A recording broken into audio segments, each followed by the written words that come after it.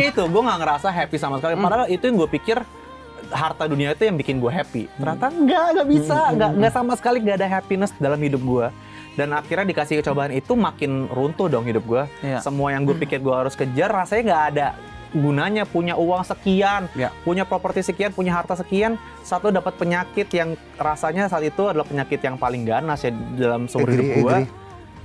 Gak ada gunanya, gak ada gunanya tuh 10 tahun, 12 tahun gue berkarya tuh apa gunanya kalau gue nggak bisa sehat dan nggak bisa menikmati itu semuanya gitu kan. Dan akhirnya gue bingung mau cerita sama siapa, gue nggak dekat sama keluarga gue nggak dekat sama siapapun, gue nggak punya pacar waktu itu, gue juga sama teman-teman rasanya jauh pokoknya jauh banget sama orang-orang gue cintai. Sama dulu, Sos, Nino. Iya, nggak terlalu deket lah ya. Makanya gue ada momen dimana emang gue bener-bener lost aja di dunia tuh lost gitu. Dan akhirnya yaudah gue memutuskan hari itu gue mau sholat asar tuh waktu itu.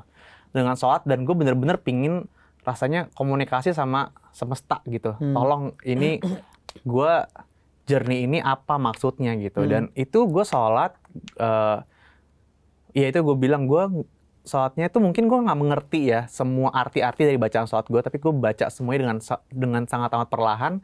Dan di tengah-tengah sholat itu gue nangis sendirian di kamar hotel gue gitu. Gue nangis dan gue masih merinding sih cerita kayak gini. Sekarang gue masih inget sekali kayak momennya pertama kali gue bisa kayak curhat sama seseorang yang sudah lama sekali gue tidak omongin dan ngobrol bareng, tapi gue rasa banyak kasih sayang langsung kayak masuk ke hati gue yang tadinya gue nggak happy, tiba-tiba gue langsung ngerasa tenang, aman, nyaman, dan dipeluk. Rasanya gimana sih soal rasanya wah ini gue mau nangis kalau cerita kayak gini. Tapi kayak gue untuk pertama kalinya dalam situasi yang gue